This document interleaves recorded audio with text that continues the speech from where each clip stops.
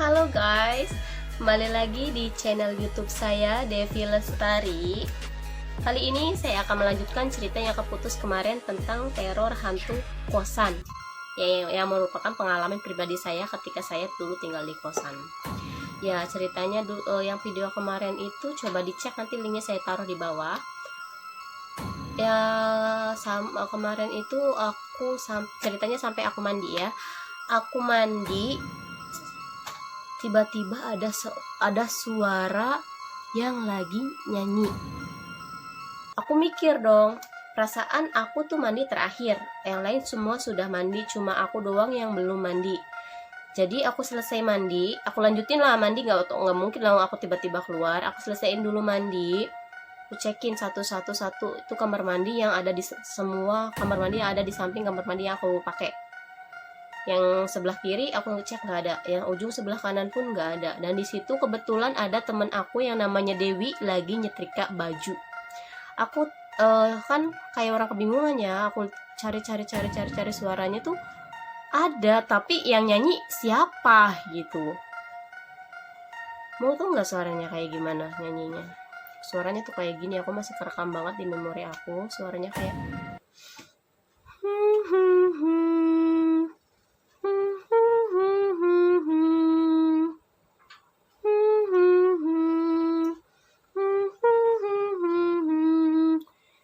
dan itu berlangsung sangat lama.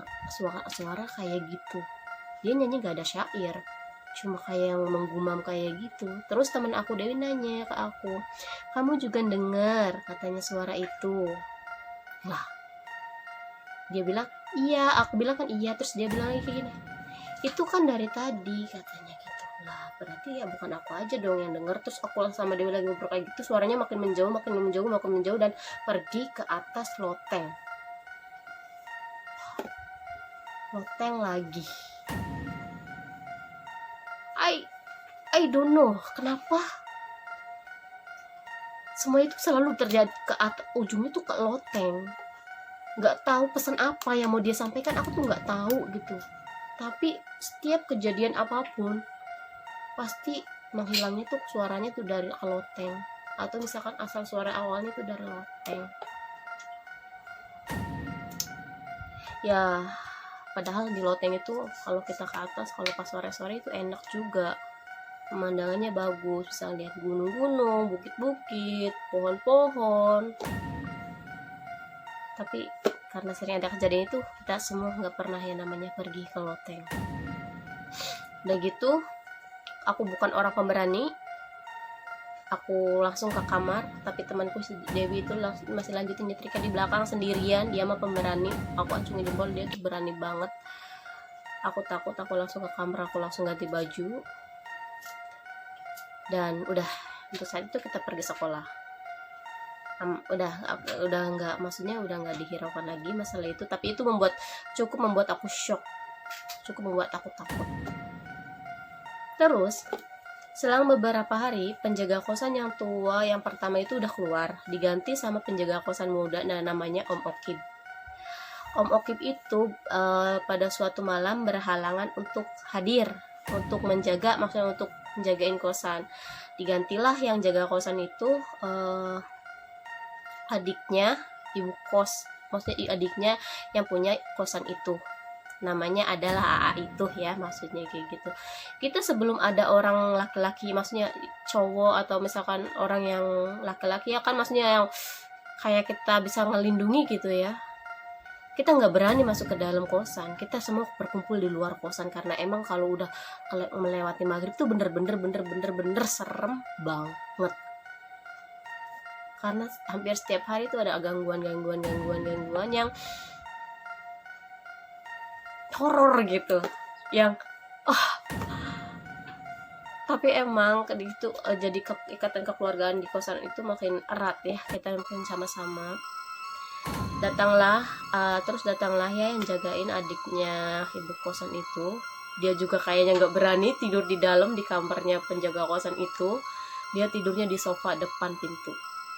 Itu baru habis isya, kita lagi pada ngerjain PR, ngerjain tugas kayak gitu. Karena aktivitas kita emang kayak gitu, ngerjain tugas karena tugasnya banyak banget. udah selesai gitu kan kita suka kayak yang main ke kamar ini, main ke kamar itu. Nah, kita tuh lagi ngumpul di kamarnya Linda. Di kamarnya Linda tiba-tiba ada orang ketawa. Bayangin, ketawa dari dalam dapur, sedangkan di dapur nggak ada siapa-siapa. Otomatis dong, yang namanya nggak ada orang terus denger ketawa, semua orang pasti lari. Kita lari teriak, dan yang jaga kosan itu, adiknya ibu kos itu udah tidur kan. Kita teriak, dia bukan kaget karena setan, tapi dia kaget karena kita. Dia tadinya tidur kayak gitu, terus bang kayak gitu, kita makin kaget, kirain dia kesurupan, ternyata dia kaget karena kita. Tapi kita udah kumpul semua di depan untuk ya buat 1 jam 2 jam, dan akhirnya kita semua tidur di kamar depan, di satu kamar, di kamarnya Siti kalau nggak salah, di kamarnya Siti. Udah gitu dua kasur ya, dua ranjang dijadiin satu, matrasnya ditumpuk-tumpuk sehingga itu jadi ranjang besar. 12 orang kita tidur di situ, dan aku kebagian tidur di samping tembok. Depan aku lemari kaca, lemari ada kacanya. Terus yang penjaga kosan itu tidur di sofa di depan kamarnya Siti, kan ada sofa di situ, kebetulan ruang tamu. Dan malamnya itu karena kita nggak close banget, we never close properly the door because we don't want to close, nggak mau tutup banget pintunya kita buka sedikit, takutnya akan ada apa-apa, karena kasihan juga yang adiknya ibu kosan itu di luar sendirian. Pintunya dibuka sedikit, dan aku tidur di depan, di samping banget, di paling ujung, di depan kaca. Kalian tahu nggak, tiba-tiba aku tuh tidur tapi nggak tidur tapi belum pulas gitu, tapi mataku tuh melek sedikit, tapi aku tuh nggak bisa gerak, ngerti nggak bisa gerak, kayak yang ada yang nahan gitu, nggak bisa, kayak yang nggak bisa gerak gitu, nggak ada yang nahan. Terus dari pintu kamarnya Siti itu kan nggak ditutup banget, ada yang buka, kayak bayangan tinggi, nggak besar nggak gemuk ya, cuma tinggi, kurus, tinggi, menjulang tinggi banget, sampai kayak yang menyentuh atap itu masuk ke itu bayangan tuh depan aku cermin depan aku. Terus dia mau nyekek aku gitu bayangannya, oh my goodness. Terus aku manggil ibuku kan, aku manggil ibuku, Mimi kayak gitu. Terus dia hilang. Itu aku udah mau dicekek banget kayak gitu sama bayangan tinggi. Terus aku nggak mau nakutin teman-temanku yang lain, sampai merinding kalau ingat, ya Allah, aku nggak mau nakutin teman-teman aku yang lain. Jadi aku simpan cerita, maksudnya nggak cerita, aku berusaha untuk tidur lagi gitu. Aku tutup mukaku, udah tidur, bangunlah tuh. Pagi bangun, aktivitas biasa, pergi ke sekolah. Kebetulan pada hari itu aku jadwal pulangnya jam 4. Ada teman aku yang yang mudah banget kesurupan itu pulangnya jam 3. Kebetulan dia pulang jam 3. Terus kita pas jam 3-an aku ketemu sama dia di jalan gitu, maksudnya ketemu dia di jalan. Aku tanya, kata temennya dia mau pulang, katanya mau dianterin sama teman-temannya 2 orang atau 3 orang gitu ya, pulang ke kosan, katanya nggak enak badan, mau dianterin, jadi nggak bisa pulang sendirian, dianterin sama temennya.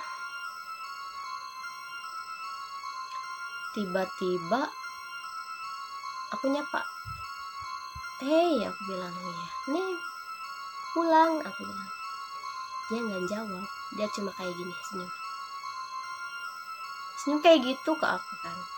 Oke, aku pikir dia emang gak enak badan dan gak mau ngomong ya, maksudnya kalau orang yang sakit kan gimana sih, yang gak mau kayak yang bad mood buat ngomong atau malas ngomong atau emang gak mau ngomong, tapi dia senyum ke aku. Oke, aku bilang ya udah. Terus jam 4 aku pulang, di kosan udah rame banget, rame banget. Banyak motor, banyak anak-anak sekolah aku di situ. Maksudnya sekolah yang dari sekolah aku banyak banget nimbrung di situ. Ada apa nih? Aku bilang ya. Aku kan berempat tuh, satu kelas 4 orang. Terus kita nanya, ada apa? Kalian tahu yang di dalam lagi apa? Yang di dalam lagi kesurupan massal. Oh my god. Bayang gak sih? Ini kayak pengalaman aku seumur hidup baru 1 kali lihat kesurupan massal. Ya, takut, tapi kan penasaran juga. Akhirnya kita masuk, naruh tas, kita lihat ke kamarnya teman kita itu. Dia lagi nangis. Terus dia berhenti, pindah ke temennya lagi, nangis lagi. Kayak gitu terus bergilir. 3 orang, temanku dan 2 teman lainnya juga ikut kesurupan. 3 orang. Dan itu susah banget disembuhin atau disadarin. Mereka kayak kekunci, nggak mau sadar, terus bergilir kayak gitu sampai beberapa jam. Yang ininya berhenti nangisnya, pindah ke sini. Terus yang ininya berhenti, pindah ke situ. Kayak gitu, 3 orang itu kayak digilir. Dan itu udah dipisah, 3 kamar itu ditaruh di 3 kamar. Dan itu kosan aku rame banget sampai emang susah disembuhin sama orang yang di situ. Akhirnya kata Bapak Koramil memutuskan untuk menelpon keluarga mereka dan datang untuk dijemput. Wah, nangislah kita di situ, yang tinggal di kosan itu nangis, takut. Tapi bapak yang punya kosan juga enggak diem aja, dia juga sama ikhtiar. Kayak misalkan pada habis malam kesurupan itu, anak-anaknya kesurupan, masa udah dibawa pulang, udah bubar. Habis maghrib itu kita disuruh stay di kosan semua, dan kita nggak berani masuk ke dalam. Kita seperti biasa kumpulnya di kamarnya Siti yang di depan. Nah, tiba-tiba kita ngerasa ngantuk banget. Itu bapak yang punya kosan lagi manggil ustadz atau kiai yang dari daerah Kuningan kalau nggak salah. Terus jam 10-an kayak gitu, aku nelpon dulu kan. Aku kan dulu masih ABG. Ada masih nelpon teman cowokku lah, ada yang nelpon, jadi aku nelpon dulu.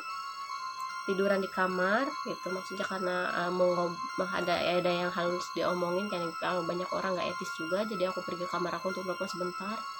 Tiba-tiba aku tidur, lagi ngomong aku tidur, dan temen-temenku juga pada saat yang sama itu tidur semua, nggak ada yang bangun. Maksudnya nggak ada yang kayak yang nggak tidur tuh, nggak ada, semua tidur secara sempat tiba-tiba.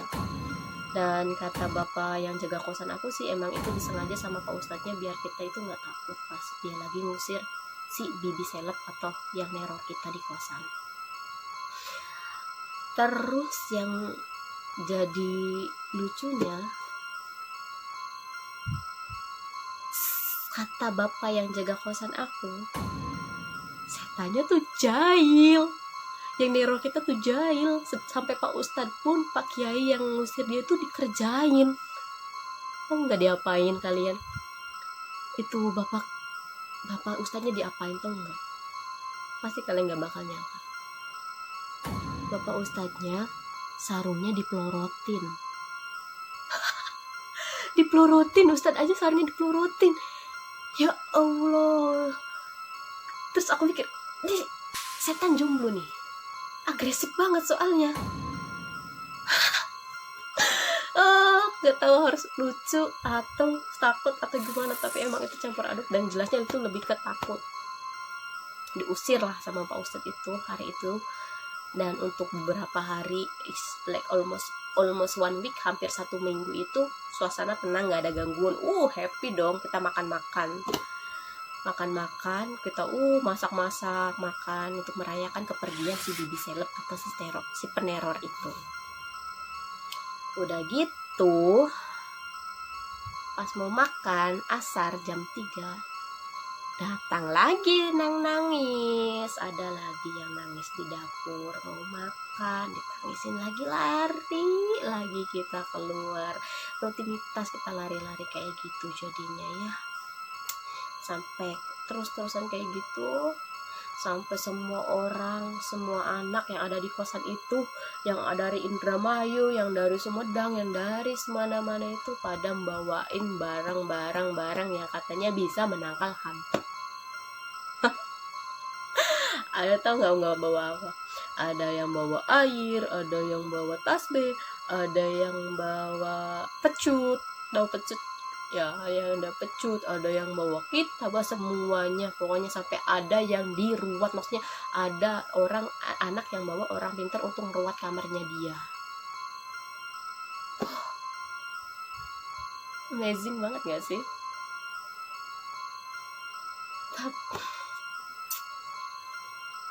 Luar biasa, kalau kata aku itu luar biasa banget. Tapi ya emang kosannya kitanya senang tinggal di situ karena banyak temennya, maksud temennya enak-enak juga, kosannya enak juga. Aku bertahan di situ sampai 1,5 tahun. Dan setelah kesurupan masal itu, aku diketemuin sama anak indigo. Ini kisah sama anak indigo itu menurut aku kayak yang lebih ke aku, fokus ke aku, karena aku terus yang dicercar. Bagaimana ceritanya? Kita lanjut untuk next video, karena takutnya videonya terlalu panjang dan kalian jenuh. Jadi tunggu di video selanjutnya tentang anak indigo. Terima kasih. Terima kasih sudah menonton video ini. Jangan lupa like, comment, dan subscribe channel YouTube saya. Thank you.